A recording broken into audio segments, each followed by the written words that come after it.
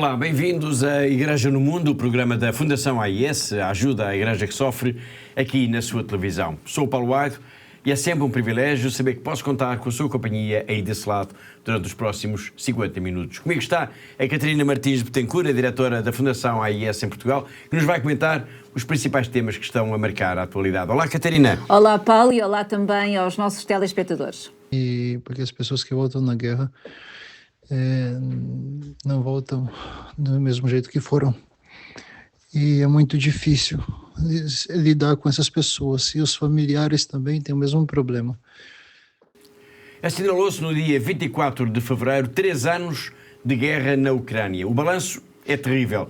Milhares de mortos, feridos, milhões de deslocados, milhões de casas destruídas, vastas regiões em ruína. Foram 3 anos de uma guerra que se julgava já impossível em pleno coração da Europa. Seria impossível, mas aconteceu. E numa altura em que se fala muito em cessar fogo, em planos de paz, importa perceber como estão os ucranianos, como é que eles vivem o dia-a-dia, se acreditam que o fim da guerra é mesmo possível e como é que sobreviveram este tempo todo. O padre Lucas Perozzi, um sacerdote brasileiro a viver na região de Kiev, a capital ucraniana, vai falar-nos disto tudo, dos problemas, anseios e dificuldades desta população. E este vai ser, claro, um dos temas para debater no programa de hoje, programa que está a começar agora.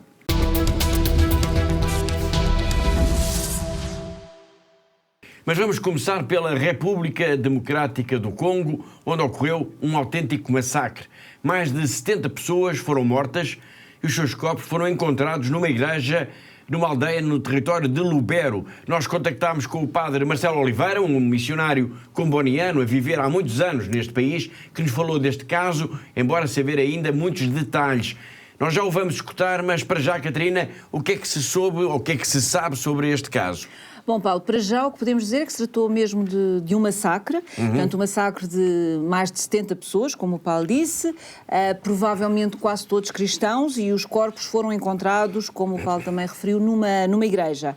Portanto, trata-se de uma igreja protestante, na aldeia de Maiba, no território de Lubero. Muito bem, e como é que essas mais de 70 pessoas foram mortas? Bom, Paulo, não se sabe, não se tem certeza do que é que efetivamente aconteceu, não é? Portanto, circulam notícias que todas as vítimas destas cerca de 70 ou mais pessoas que foram mortas terão sido decapitadas, mas o padre Marcelo não nos conseguiu confirmar essa informação. No entanto, ele contou-nos, Paulo, que de facto houve, o que é um facto, o que é a realidade, é que houve de facto este ataque por parte de homens armados que acabaram, e todas as pessoas ficaram então como que reféns, não é? Ficaram retidas dentro num primeiro momento, depois foram então massacradas na aldeia. E tudo isto acontece de facto numa altura particularmente grave no plano humanitário, com a ofensiva que ainda não parou de um grupo armado, que é o M23, apoiado pelo Ruanda e que tem vindo a conquistar, nomeadamente, o território na província do Kivu Norte e agora, mais recentemente, também no Kivu Sul. Precisamente, Paulo. O que nós sabemos é que, de facto, o avanço destas tropas do grupo M23 parece imparável, pelo menos falando neste momento, é esta a sensação que nós temos, e isto está a traduzir-se também ao mesmo tempo numa enorme violência para com as populações que estão em fuga e que estão a procurar refúgio noutras zonas do país, mas também noutros países da região, nomeadamente, por exemplo, é o caso do Burundi, onde neste momento já estão cerca de 100 mil pessoas que fugiram do Congo, não é? Exatamente. Obrigado, Catarina. Este é um tema que obrigatoriamente nós teremos de voltar na próxima semana, mas para já vamos então ao essencial sobre o massacre de mais de 70 pessoas, provavelmente cristãos, e cujos corpos foram encontrados numa igreja protestante na aldeia de Maiba, na região de Lubero, como o padre Marcelo Oliveira nos contou ao telefone desde a República Democrática do Congo. E o último conflito do qual temos informação é do massacre de mais de 70 pessoas que foram encontradas mortas dentro de uma igreja protestante no território de Lubero. Retidos como reféns durante alguns dias, acabaram por ser massacrados numa aldeia de Maiba, sempre no território de Lubero. Há indicações de que o exército continua, o M23 continua a atacar a zona de Kanyabayonga, que fica no parque de Virunga, sempre avançando mais para norte da grande cidade de Goma. Uma situação preocupante a que, como cristãos, não podemos ficar indiferentes.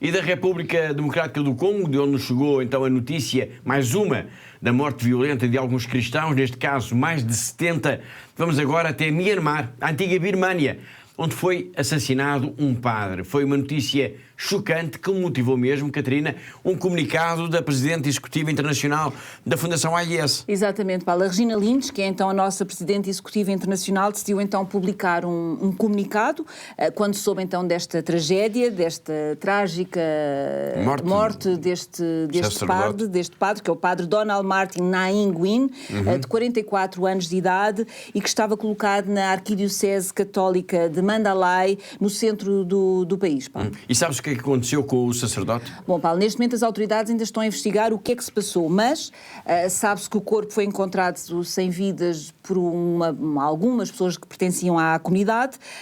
Portanto, o corpo foi encontrado nos terrenos da paróquia de Nossa Senhora de Lourdes, em Mandalay, e que estava mutilado e que apresentava vários golpes provocados por uma faca ou por outro elemento cortante, não é? Certo. Mas não sabemos muito mais do que isto, Paulo, neste momento. No comunicado, a Presidente Executiva Internacional da Fundação AIS manifesta a proximidade da instituição à Igreja local, e isso significa desde o Cardeal Charles Bo aos sacerdotes, às irmãs e até aos familiares do padre assassinado. Sim, e a Regina fez questão, Paulo, também de sublinhar que este assassinato vem mostrar de facto que toda a comunidade cristã, a pequena comunidade cristã que existe neste país, está de facto em risco e que, tanto mais que ainda recentemente, Paulo, no passado dia 6 de fevereiro, foi bombardeada a Igreja do Sagrado Coração de Jesus, em Mindlat, no estado de Xin, uma igreja que o Papa tinha acabado de designar como catedral. Toda esta violência em Myanmar, nós estamos a falar também em confrontos entre o exército e milícias da oposição, toda esta violência, eu dizia, pode dar uma imagem errada, de alguma forma, deste país, que é essencialmente budista. Cerca de 92% da população é budista, contra apenas 3% de muçulmanos, 1 ou 2% de hindus e cerca de 3% de cristãos, que de facto conhece pouco de Myanmar, a antiga Birmânia. Bom, mas há pessoas que se deixaram já fascinar por este país.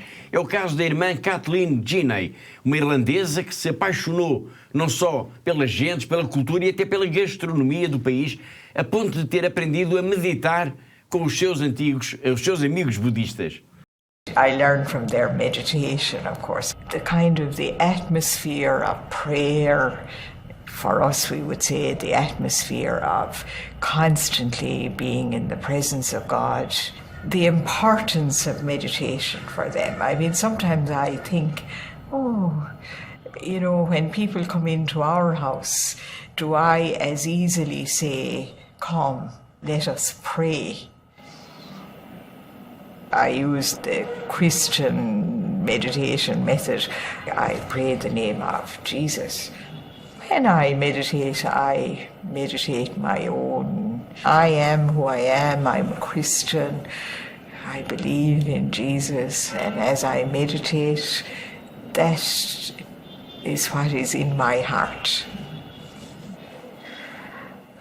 I pray just to soak myself like a sponge, to allow God's grace and God's life to fill me. I believe God's grace and God's life is there all the time, but mostly I'm running around, but I just sort of soak in it, and then for the rest of the day I return to that, or I hold it. And I suppose I just try to open myself to God's grace, to listen as well, to say, where am I going now? Or I listen to the scripture, and sometimes I just bring my complicated feelings and just allow them to be before God. So the aim is just a relationship, really, a big aim, I think.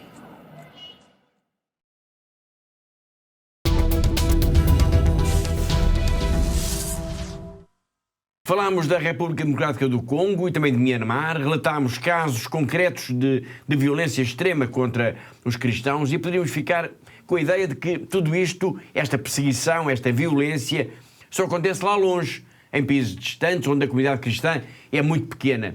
É um puro engano. E sinal disso está a decorrer em França o julgamento de um terrorista que esfaqueou até à morte 3 pessoas, 2 mulheres e um homem, que estavam a rezar na Basílica de Nice em 29 de outubro de 2020. Foi um crime, Catarina, que encheu na altura as primeiras páginas dos jornais e das rádios e das televisões. Sim, Paulo, de facto na altura encheu as páginas dos jornais, as primeiras páginas, também abriu vários noticiários de rádios, foi destaque de rádios nas televisões. Exato. E percebe-se porquê, não é? Portanto, não é comum, apesar de tudo, Paulo, não é comum aqui na Europa vivermos este tipo de violência, muito menos dentro de uma igreja, não é? Mas foi isso mesmo que aconteceu e 3 pessoas, 3 fiéis, foram assassinados, um dos quais era o sacristão da Basílica. Exatamente, portanto, foram 3 fiéis que foram assassinados, 2 mulheres e um homem, o sacristão. Uma das mulheres era brasileira, tinha 44 anos de idade e tinha 3 filhas. A outra senhora era uma mulher francesa, de 60 anos, e o homem, então o sacristão, Vicente Loquet, tinha 2 filhas e iria fazer 55 anos no dia seguinte, Paulo. O processo, nós já o dissemos, está a decorrer, o processo judicial, claro, mas este caso trouxe também para a ordem do dia uma realidade que se fala muito pouco aqui na Europa, e neste caso em França, os casos relacionados com incêndios e vandalismo em locais de culto em França. Estes incidentes aumentaram muito no ano passado? Bom, de certa forma podemos dizer que sim, Paulo, porque houve um relatório que foi agora divulgado recentemente pelo Ministério do Interior de França, e em que refere que houve pelo 2º ano consecutivo um aumento significativo do número de incêndios, de roubos e de atos de vandalismo em igrejas e outros edifícios religiosos. E então no ano passado, Paulo, registaram-se quase meia centena de incidentes que contrastam com os 38 casos que tinham acontecido em 23 e por isso podemos dizer que houve de facto um aumento de mais de 30% dos casos, Paulo. Um desses casos, em setembro do ano passado, foi mesmo reportado no portal de notícias do Vaticano. Foi o incêndio na Igreja da Imaculada Conceição, em Saint-Omer, no norte de França. Os incêndios em igrejas em França fazem também recordar, Catarina, o trágico fogo que devastou, na verdade a expressão é essa, a famosa e histórica Igreja de Notre-Dame em Paris. Sim, exatamente. Foram imagens que também correram o mundo, Paulo, e que é aquela catedral toda tomada por chamas, não é? Em 2019. Em 2019. Portanto, o incêndio levou depois a uma complexa obra de restauro de todo o edifício e houve agora a reabertura ao público, agora no início de dezembro do ano passado, uma reabertura, Paulo, que acabou por levar até esta catedral de Paris inúmeros chefes de Estado, bispos, mas também muitos outros convidados. Exatamente. Falamos então de França, falamos de incêndios, de vandalismo em igrejas, mas poderíamos estar a falar da Europa em geral. Os sinais, de facto, são inquietantes e revelam que há um aumento do ódio antirreligioso aqui no velho continente, como os nossos colegas do Rome Report se referem, depois de terem analisado um relatório do Observatório sobre a Intolerância e Discriminação contra os cristãos na Europa em 2024. Hate crimes against Christians are on the rise in Europe. In a 2024 report, the Observatory on Intolerance and Discrimination Against Christians in Europe, or OIDAC Europe, documented a significant increase in these hate crimes. The hate crimes more than tripled from 2022 to 2023 across 35 different European countries. Using police data and civil society statistics, OIDAC Europe identified 2,444 anti-Christian hate crimes in 2023. In 2022, that number was only 749 incidents. The countries with the most hate crimes included France, the United Kingdom, Germany, Poland, Italy, Spain, and Austria. The most documented type of hate crime was vandalism, which consisted of 62% of the crimes. The anti-Christian hate crimes ranged in severity, from vandalism to serious physical violence and aggression.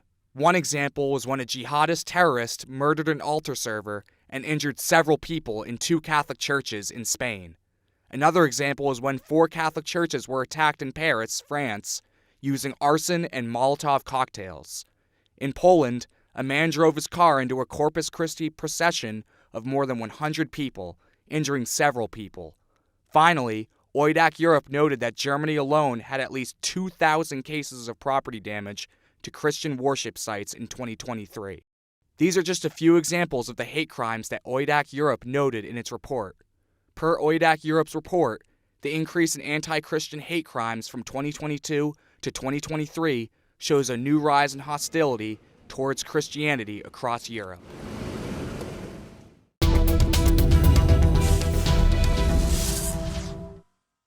Estamos quase a chegar ao intervalo do nosso programa, mas antes disso é importante lembrar que está em curso aqui em Portugal uma campanha de apoio aos cristãos em Gaza, uma campanha de apoio às 500 pessoas que continuam a viver na paróquia da Sagrada Família, ao cuidado do padre Gabriel Romanelli. São 500 pessoas que precisam de ajuda para a sobrevivência no dia-a-dia, são 500 pessoas, mais umas dezenas de crianças também com deficiência. Todos eles precisam de nós, precisam da nossa solidariedade. Nos próximos 40 segundos, são só 40 segundos, vai perceber porque é que a sua ajuda é tão importante, é tão fundamental.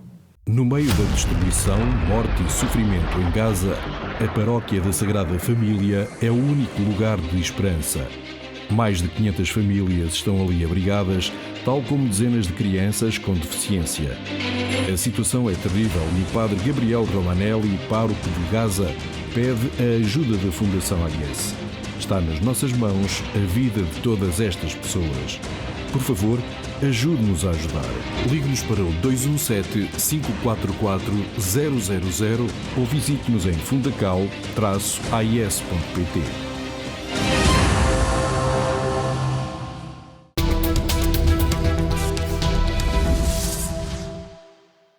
E da urgência da ajuda para Gaza, para a paróquia da Sagrada Família, vamos agora até terras da China.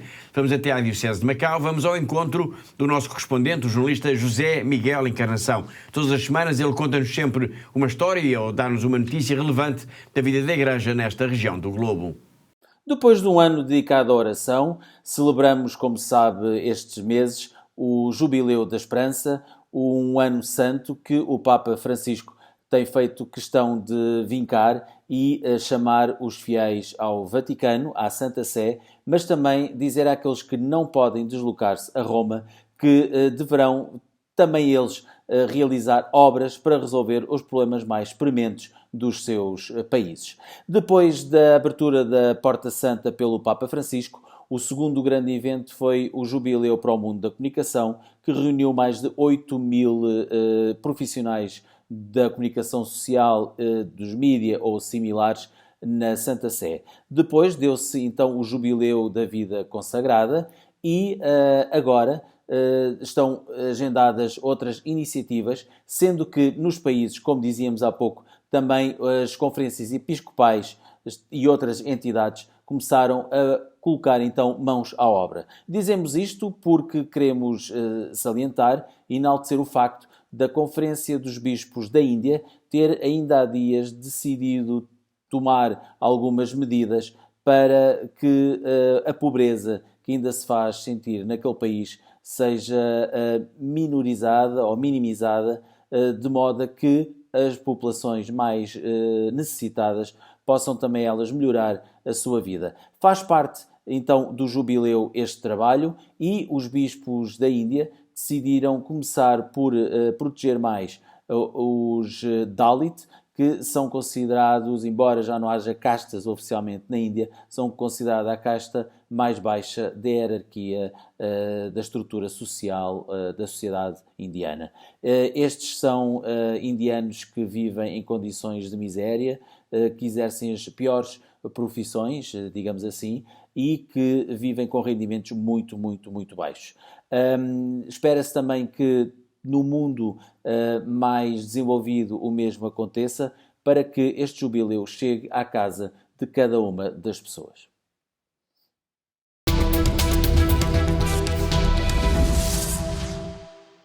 Foi o José Miguel Encarnação, nosso correspondente em Macau, e assim chegamos ao fim da primeira parte do nosso programa. Na segunda parte nós vamos retomar a grande entrevista, um espaço novo aqui no nosso programa, e em que estamos a escutar Dom Oliver Doem, o bispo de Maiduguri, na Nigéria.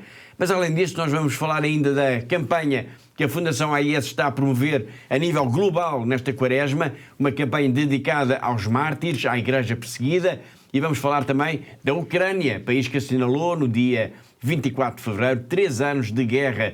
Para nos falar disso, nós temos o depoimento de um sacerdote que está em Kiev, o padre Lucas Perozzi. Todos os pormenores depois de um breve intervalo. Até já!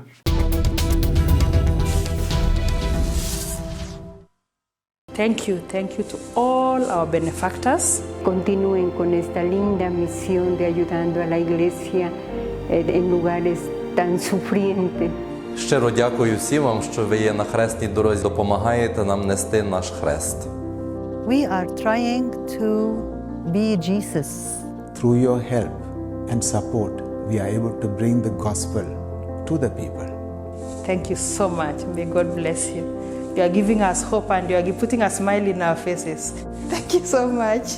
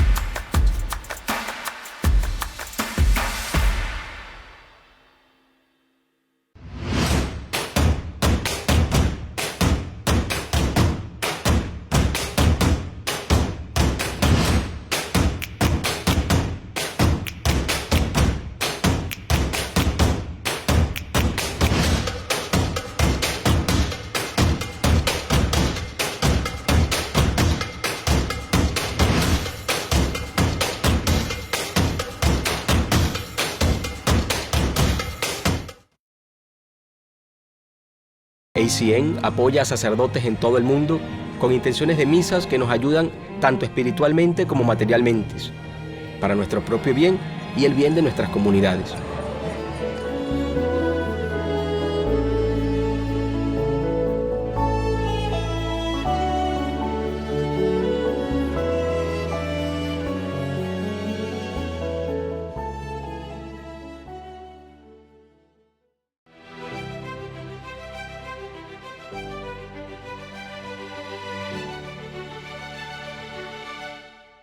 We have very beautiful house because you support us. So thank you very much. Thank you.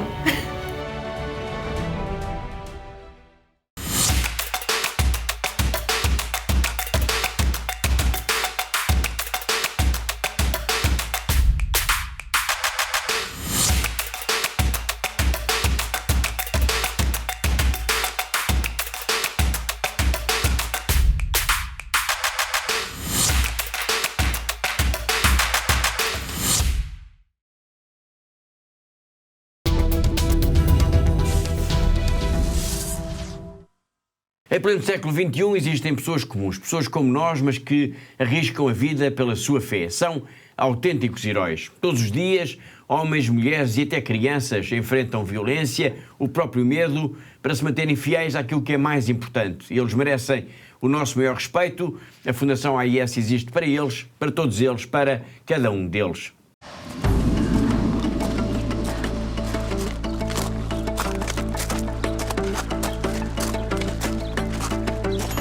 ب7 نيسان 2014 انقتل أبونا فرانس على إيد الجهاديين قبل ما يطلعوا من حمص بكم يوم.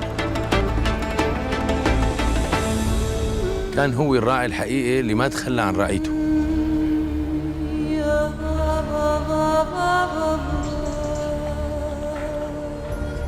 هو كان بالنسبة لنا أخ كبير ومعنا دائما، وكان بالنسبة له كل شخص لحاله هو شخص مهم.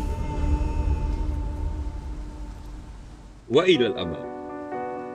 إلى الأمام، الكلمة لساتنا لهلا عم نسمعها كان يقلنا إياها أبونا فرانس.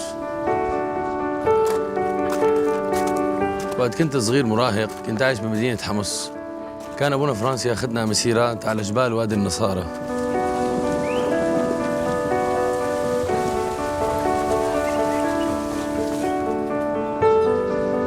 علمني أبونا فرانس افرح بإيماني، وكان دايما يحمسنا لنكمل طريقنا لنعمل حياة أفضل لإلنا وللي حوالينا.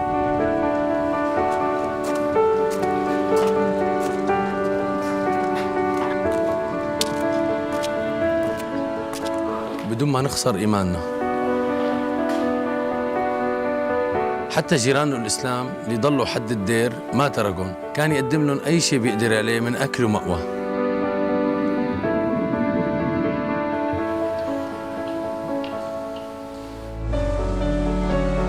لما بلشت الأزمة بال2011 اجتني فرصة لسافر برات سوريا، وكنت رح سافر، بس أبونا فرانس ألهمني وضليت وصرت متطوع بخدمة إخواتي السوريين.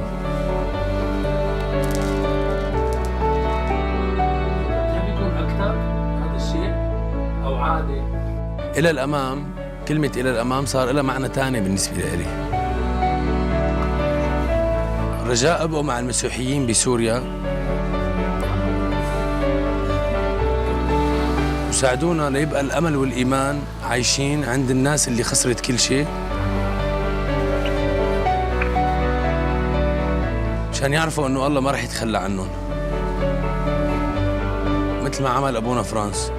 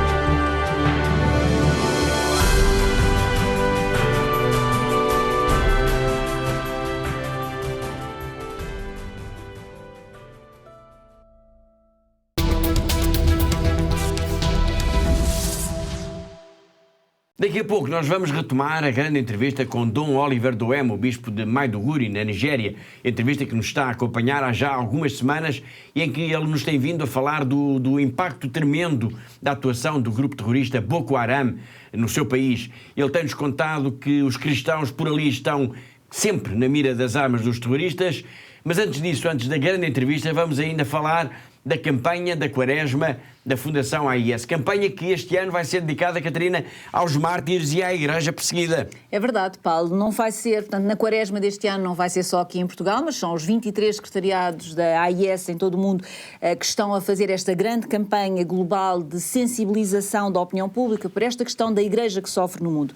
E vamos fazê-lo então com os mártires dos nossos dias, portanto, divulgando histórias de pessoas, de mártires do nosso tempo e procurando explicar que todos eles são de facto testemunhas da esperança hoje. Muito bem. Uma campanha que procura também mobilizar os benfeitores e os amigos da AIS para projetos concretos de ajuda às comunidades cristãs. Que tipo de projeto nós estamos a falar?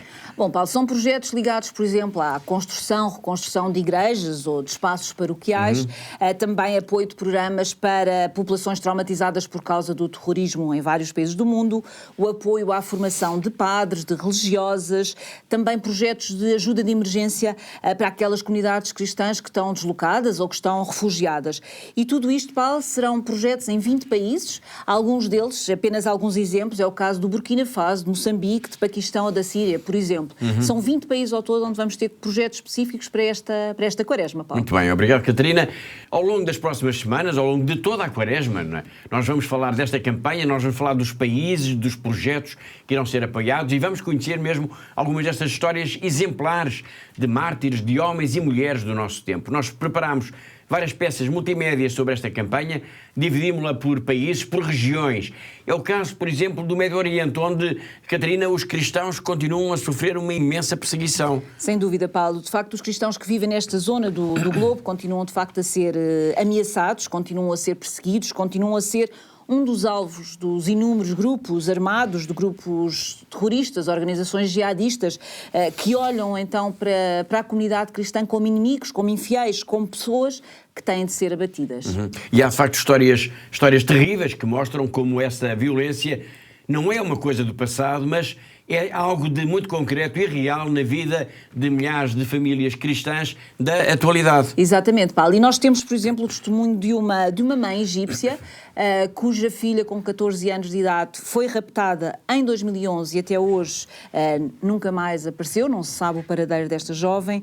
Temos o testemunho, por exemplo, de um homem cristão que nos conta que já foi ameaçado de morte caso não se queira converter ao Islão, ou temos ainda, por exemplo, a história de uma avó libanesa que não sabe como garantir a sobrevivência do seu neto e por isso volta-se para esta ajuda que a Igreja dá através do nosso apoio, da Fundação AIS, mas de facto é dramático perceber alguém que precisa de ajuda e que vive desta ajuda, que precisa de viver destas ajudas, deste apoio de terceiros para poder sobreviver, mas, Paulo, se não fosse de facto esta ajuda da Igreja, neste caso do Líbano, de facto, o que estaríamos a falar era que seria praticamente impossível para estas famílias cristãs continuarem a sobreviver. Obrigado, Catarina. De facto, são histórias de cristãos, são histórias de pessoas concretas, pessoas como nós, mas que, por viverem, neste caso, no Médio Oriente, são perseguidas, são ameaçadas, muitas vezes são raptadas e precisam de ajuda.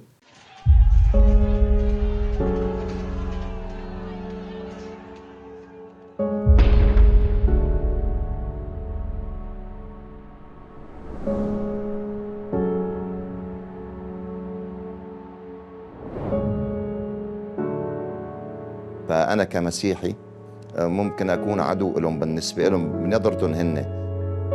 يعني صارت بالرقة كثير ناس انمسكوا واندبحوا عنا بالرقة لهالسبب هذا.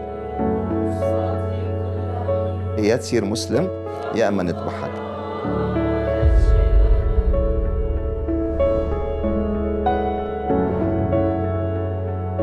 Many were killed just because we have our religion written in our IDs. Masihi, it means a Christian. This is a priest, Father Raghid Ganni. Father Raghid and the 3 deacons were murdered. On the wall of the church they wrote, "There will be no Christianity in Iraq anymore." They were trying to force us to deny our faith.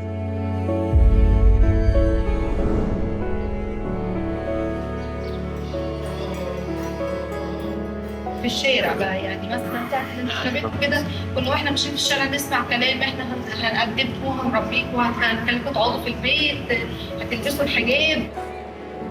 بنتي دي نادية مكرم كامل مهني عمرها 14 سنة خرجت راحت الكنيسة تاخدت وهي في السكة للبيت.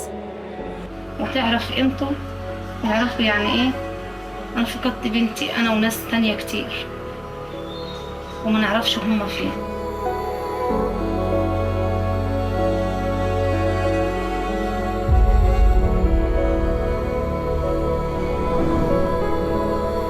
نحن ما عشنا حياتنا مزبوط، انظلمنا كتير، عشنا طفولتنا خوف ورعب وما نقدر يعني حريتنا معنا، وهلأ كمان هيدا الجيل عم بيعيش أكتر ما نحن عشنا.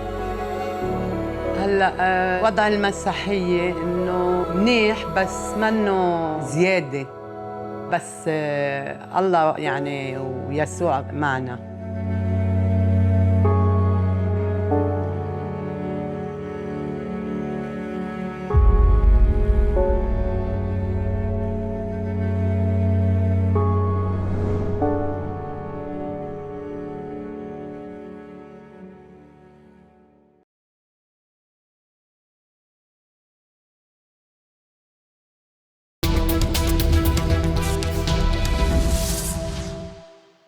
No dia 24 de fevereiro assinalaram-se 3 anos desde o início da invasão da Ucrânia. 3 anos desde o início da guerra. Desde o princípio que nós temos mantido um contacto regular com um sacerdote brasileiro que está em missão na região de Kiev, que é a capital ucraniana. Ele tem-nos ajudado ao longo deste tempo a perceber os medos, as angústias da população, mas tem também mostrado como o papel da Igreja junto das pessoas, das famílias, se tem revelado tão essencial ao longo destes 3 anos. Nós já vamos escutar o padre Lucas Perosi, mas antes importa dar aqui uma breve ideia do que tem sido até agora a ajuda da Fundação AIS para a Igreja Ucraniana. E podemos dizer que foram já apoiados muitos projetos, foram centenas de projetos e num valor global, Catarina, de milhões de euros. Exatamente, Paulo. O valor global até hoje são 25 milhões e 200 mil euros. Portanto, este foi o valor da ajuda disponibilizada à Igreja da Ucrânia ao longo destes 3 anos de guerra. Portanto, uma ajuda que a Fundação AIS deu à Igreja da Ucrânia e permitiu também, este valor permitiu o financiamento de 977 projetos, Paulo. 977 projetos. De facto, é um número impressionante. E como é que se pode traduzir, esta aqui é a questão, como é que se pode traduzir esse número na ajuda concreta, por exemplo, a padres, a irmãs, a seminaristas? Bom, Paulo, referindo apenas os dados relativos a 2024, certo. Posso dizer que a Fundação AIS apoiou 1.472 padres diocesanos, 1.380 irmãs, a que se tem que juntar ainda 60 sacerdotes e irmãos religiosos e também 19 diáconos. Apoiámos ainda 768 seminaristas na sua formação e este é também um dado que eu gosto de referir porque mostra de facto a importância deste apoio que a Fundação AIS está a dar às crianças e aos jovens, neste caso na Ucrânia. E então apoiámos diretamente 7.200 jovens, jovens e crianças que beneficiaram de campos pastorais, campos de férias, que se têm revelado extremamente importantes porque são crianças, são jovens que têm vivido nos últimos anos num ambiente de stress, num ambiente de um país que está em guerra, como é o caso da Ucrânia, não é? Nós vamos continuar, obviamente, a falar desta ajuda nas próximas semanas, mas gostaria de avançar já para o nosso próximo convidado, que já anunciei, aliás, há pouco, é o padre Lucas Perosi.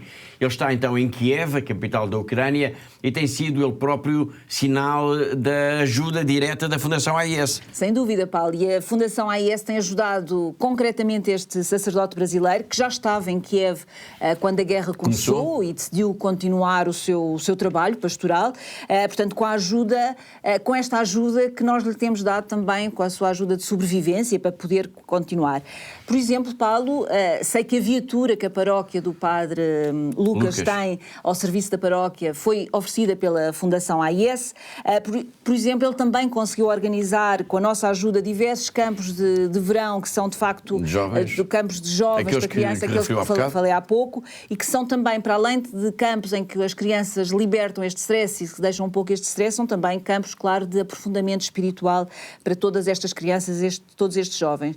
Também sei, Paulo, que nós, Fundação AIS, oferecemos ao padre Lucas e à sua comunidade em Kiev pequenas centrais de energia que têm-se mostrado que são fundamentais para que as pessoas possam ter luz, possam se aquecer, possam ter aquecimento quando a cidade lá fora fica às escuras e quando sabemos, como vamos tendo tantas notícias, que há constantes bombardeamentos e, portanto, há constantes falhas de energia e é ali que a comunidade vai também buscar essa energia. Excelente. Bom, nós temos, de facto, um depoimento do padre Lucas Perosi, que escutámos, aliás, um breve trecho no início do programa, em que este sacerdote brasileiro do caminho neocatecumenal nos faz como que um balanço destes 3 anos infernais de guerra. Um testemunho que vamos começar a escutar hoje, mas que nos vai acompanhar por aqui ao longo das próximas semanas. O padre Lucas Perosi é um sacerdote que vive, então, no meio da guerra na Ucrânia. Ele estava em Kiev na madrugada de 24 de fevereiro de 2022, quando as tropas russas iniciaram a invasão do país, e continua por lá, junto dos seus paroquianos. Passaram, entretanto, 3 anos, 3 longos anos de guerra. Que estamos vivendo agora, falando de paz, mas não se vê nada que leva ao fim da guerra.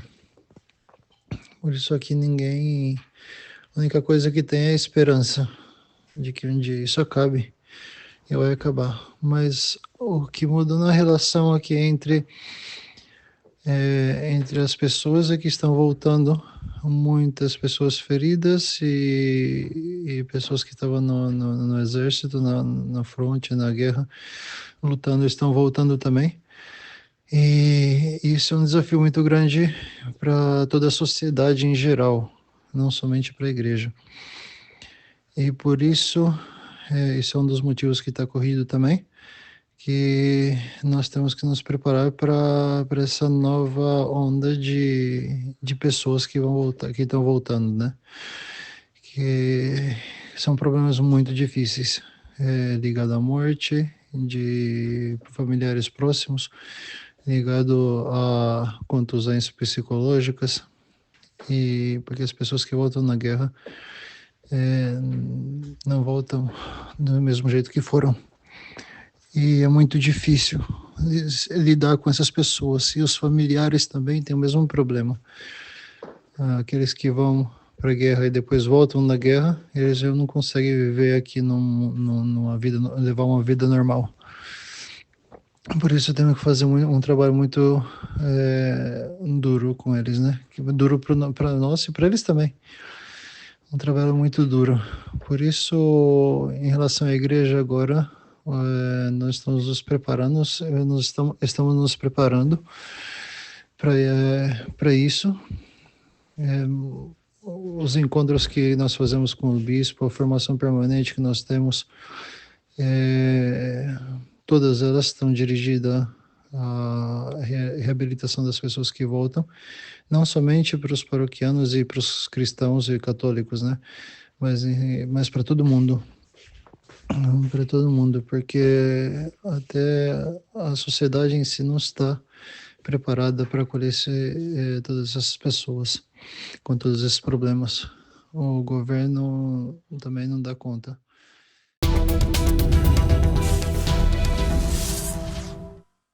Foi o padre Lucas Perozzi, que está a viver em Kiev, a capital ucraniana. Na próxima semana nós voltaremos então ao seu encontro. Entretanto, para assinalar também os 3 anos de guerra e para lembrar que a Ucrânia é também uma terra de mártires, a Fundação AES tem um livro, Os Novos Santos da Ucrânia, e tem um texto também para oferecer aqui aos nossos telespectadores. É verdade, Paulo, é um terço e é um livro, um pequeno livro que nos conta histórias de mártires, de 30 mártires. Portanto, são 30 histórias de homens, de mulheres que não vacilaram perante o perigo, que não vacilaram perante as ameaças, o sofrimento. Portanto, e nestes 3 anos de guerra, Paulo, seguramente que estas histórias destes novos santos inspiraram já milhões de ucranianos e para que todos nós, para quem está lá em casa, possa também rezar o terço pela paz na Ucrânia, rezar o terço por todos estes mártires, por todas estas pessoas que têm sofrido tanto na Ucrânia, temos então este terço e este livro para oferecer. Muito bem, e ainda por cima, agora nesta altura da Quaresma, é um livro que faz todo o sentido também.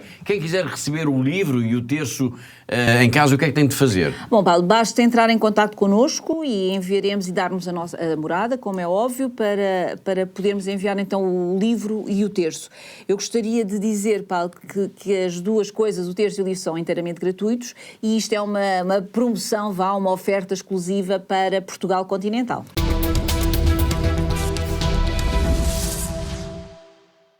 E chegamos então à grande entrevista, espaço nobre aqui em Igreja no Mundo, em que procuramos escutar figuras de relevo da Igreja, desta Igreja que sofre, que é perseguida e que tem tantos mártires mesmo nos dias de hoje. E o primeiro convidado da nossa grande entrevista é, desde algumas semanas, Dom Oliver Doemo, bispo de Maiduguri, uma diocese no norte da Nigéria. E hoje ele vai nos falar sobre a importância da oração no combate ao flagelo do terrorismo, que tem sido, aliás, dramático na sua região. Sem dúvida, Paulo. Desde que o bispo teve, então, uma visão de Jesus a dizer que se o seu povo se convertesse, se rezasse o terço, se rezasse, o Boko Haram acabaria, este terrível grupo terrorista, jihadista, que existe que atua nesta zona do norte da Nigéria, seria derrotado. Isso passou mesmo a acontecer, Paulo. E o bispo que nos diz é que, de facto, o povo tem rezado mais e, na verdade, o Boko Haram também tem diminuído muito os seus ataques, a sua ameaça. E ele conta-nos também que tem assistido na sua diocese a muitas conversões. Exatamente, Paulo. o povo, ele diz que o povo tem rezado mais, especialmente o terço, e então o Dom Oliver Duhem diz-nos que tem havido, de facto, muitas conversões de pessoas, conversões ao cristianismo, até de muçulmanos, de budistas e de hindus que vivem nesta região norte da Nigéria.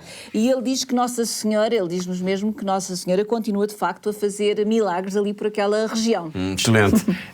Vamos então ao encontro de Dom Oliver Duhem, o bispo de Maiduguri, na grande entrevista aqui no seu programa de televisão.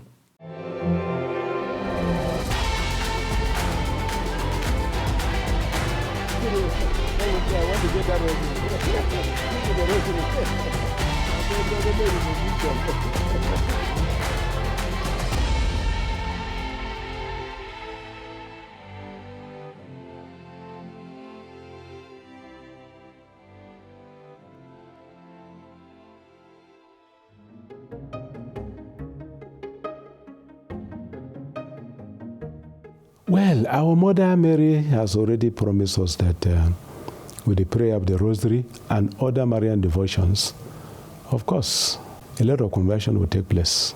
That is, let us talk of non-Christians, those who are not Christians, that with the prayer of the Rosary, conversion will take place among them. Now, but before I go to that, let me tell you that with these activities that we're carrying out, they are strengthening the faith of the people, not only in our diocese. I told you a moment ago that I having these interviews in different parts of the world, a lot of interviews. And when people hear this, they get encouraged and strengthened. Even those ones who maybe were weak in faith will become stronger or will be encouraged to forge ahead with on their journey of faith. So even among us believers, it strengthens and encourages many. I know of an archbishop in America. He said, my brother, your resilience is a very big lesson for me and my people. That you and your people, with this your resilience, you are encouraging a lot of us here in America. I was surprised to hear that, but he meant what he was saying. So the persecution, in the event of the persecution, Christians are strengthened not only in the place where the persecution is taking place, but even in other places who hear about the story and who see that which is happening, and then the faith of the people being exhibited despite the persecution they experience.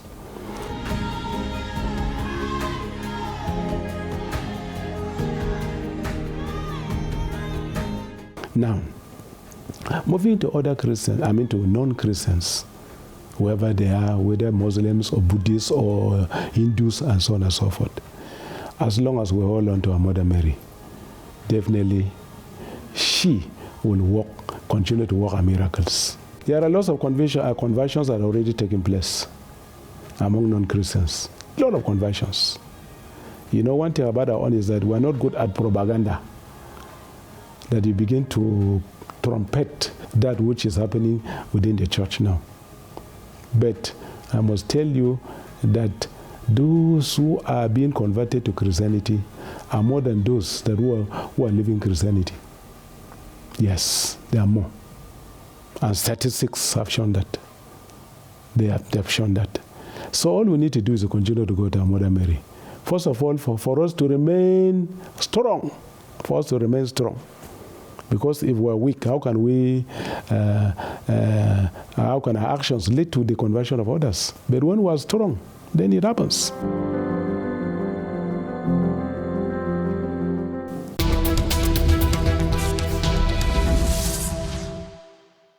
Foi Dom Oliver Duhem, bispo de Maiduguri, na Nigéria, na grande entrevista aqui em Igreja no Mundo, uma entrevista da responsabilidade dos nossos colegas da Fundação Eucmami. Na próxima semana ele vai continuar a falar sobre oração, conversão e o papel do Espírito Santo nisto tudo.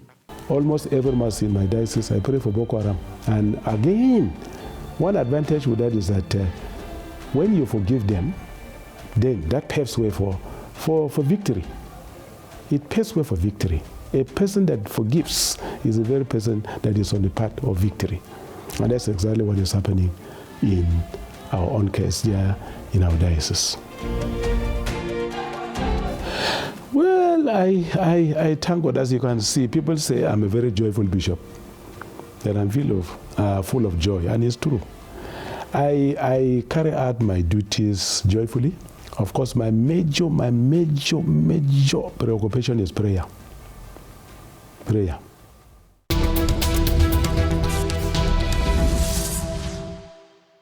E assim, escutando o Bispo de Maiduguri, na Nigéria, chegamos praticamente ao fim do nosso programa, mas mesmo na reta final, apenas uma nota de agenda, essencialmente para quem nos está a acompanhar desde o norte do país, porque a Fundação AIS vai estar em Aroca nos dias 29 e 30 de março. Nós vamos ter um programa muito intenso para assinalar também, entre nós, em Portugal, o jubileu dos cristãos perseguidos.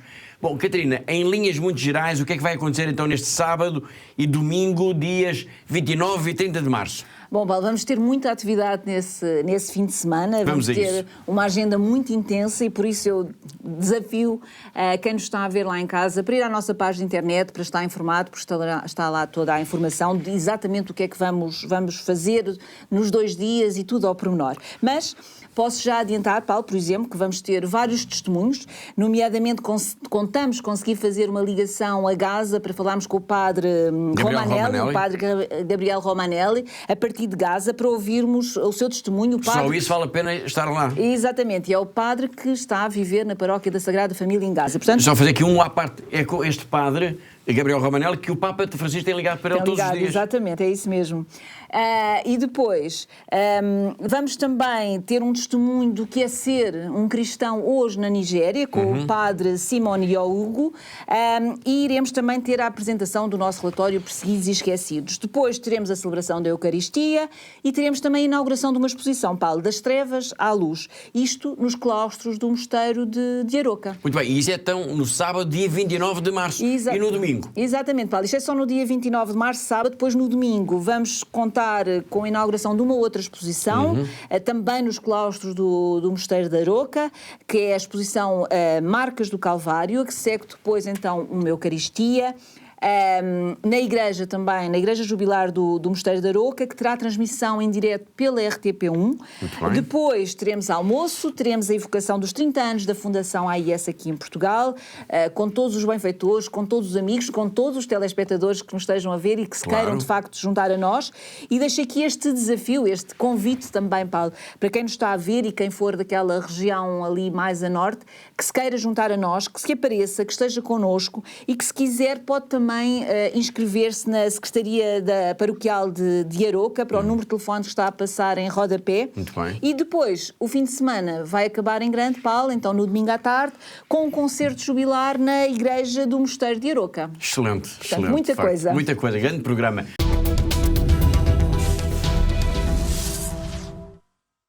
Toda a informação sobre este fim de semana, recupero também essa informação, vai estar disponível, e está já disponível na nossa página da Fundação AIS na internet. Entretanto, e agora que é mesmo a fechar o programa, recordo que já é tempo para nós começarmos todos a preencher e a entregar as nossas declarações de IRS. E este ano voltamos a lembrar que todos nós podemos ajudar a Fundação AIS através da consignação de 1% do IRS. E ouviu bem, é que o Governo decidiu que este ano a consignação passa a ser de 1% em vez dos habituais 0,5%.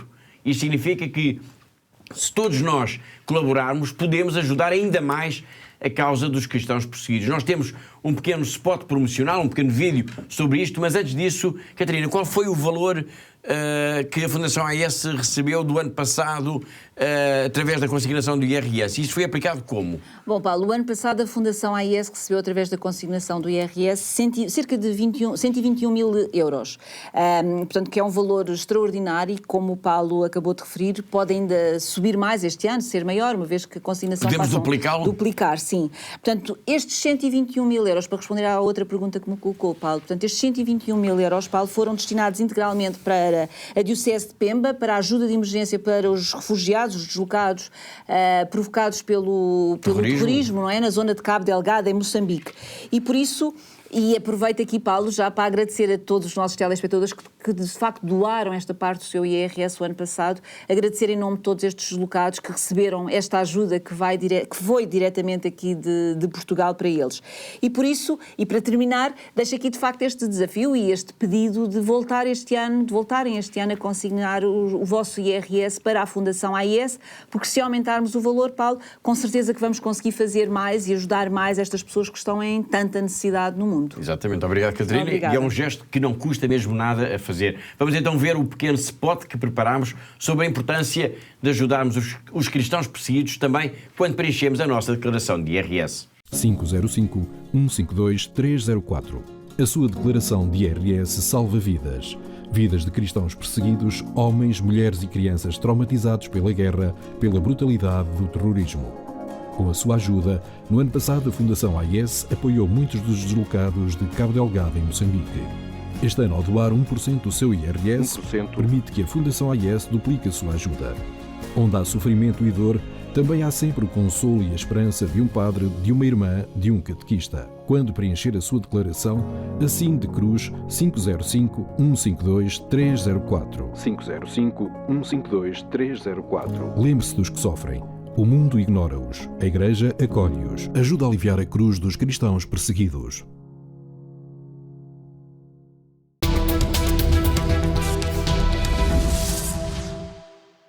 E assim, mobilizados para ajudar os cristãos perseguidos através da consignação de 1% do nosso IRS, chegamos então ao fim do programa de hoje. Todas as semanas nós marcamos encontro aqui. Porquê? Porque há uma igreja que precisa da nossa ajuda. Eu lembro que todas as notícias, tudo o que diz respeito à missão, ao trabalho, ao dia-a-dia da Fundação AIS está sempre disponível para leitura, para consulta na nossa página na internet. Resta-me agradecer a colaboração da Catarina, que está sempre aqui connosco, assim como todos os que ajudaram a produzir, a editar e a levar até si este programa. Despeço-me com amizade. Até à próxima semana, se Deus quiser.